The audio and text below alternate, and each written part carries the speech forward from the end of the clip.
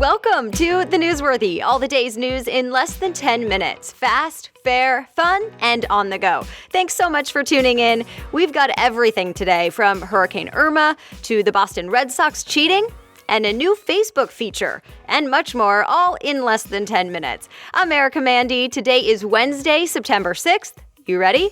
Let's do this. Hurricane Irma is not messing around. It's now a Category 5. The AP reports it's the most powerful storm ever recorded in the Atlantic Ocean. So yeah, it's prep time. The nasty storm will be hitting islands in the Caribbean as early as now and today, including Puerto Rico and the U.S. Virgin Islands. Puerto Rico's governor even said Irma will be more dangerous than Harvey in Texas. It's prep time in Florida, too. Evacuations are happening for Miami Beach, the Florida Keys, and other coastal areas, because the storm could hit there by the weekend. Side note, Yahoo Finance had a story that travelers were complaining about rising airfare prices to get out of Dodge. One guy said a flight from Florida was $160 one day, and the next, it was more than $1,000. So they're not happy with the airlines. That said, it's not clear if there was really any price gouging going on. In fact, one airline waived change fees for people trying to get out earlier. Last thing, the Weather Channel says there's yet another storm to keep an eye on in the Atlantic. This one is called Tropical Storm Jose, and it will likely turn into a hurricane soon. For now, it shows it won't hit the U.S., but it could impact other places like Bermuda.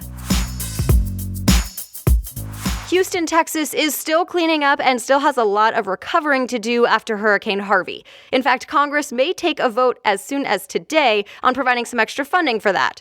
But there's some other news in that city today as well. The NBA team just got sold to a local billionaire. The Houston Rockets are now owned by Tillman Fertitta. ESPN says he paid $2.2 billion. You know, chump change. It is now official. The Trump administration wants to end the DACA program. It's set to wind down in 6 months now. But lawmakers will have that time to put their heads together and come up with a replacement if they want to. In fact, Trump took to Twitter last night to say if Congress can't do it, he'll revisit the issue.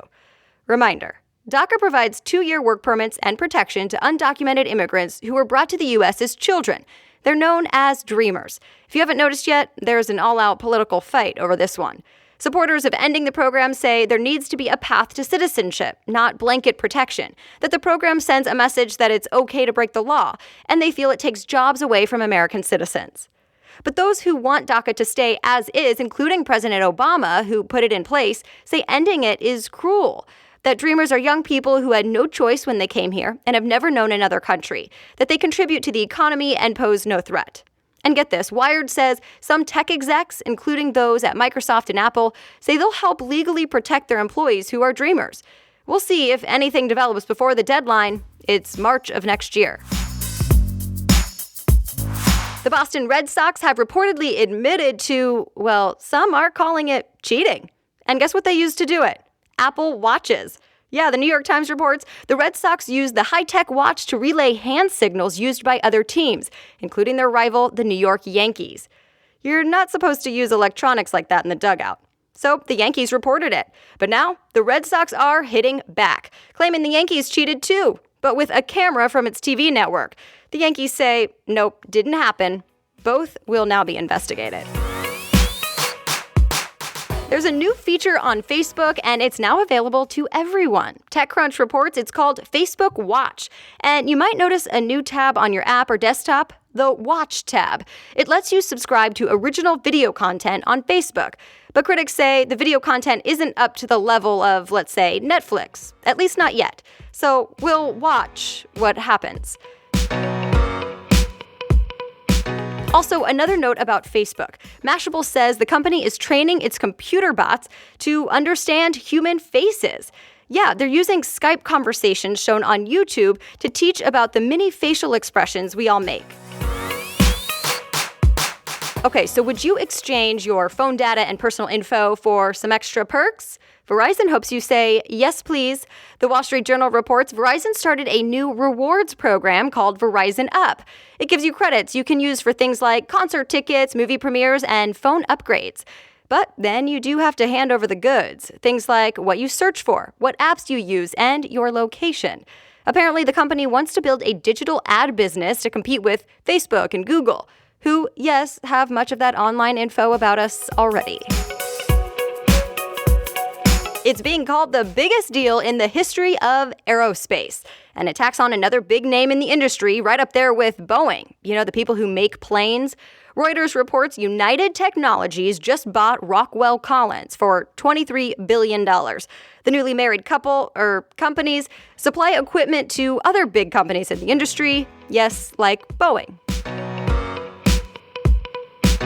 Remember that ice bucket challenge where everyone on social media was telling each other to go dump ice over their heads?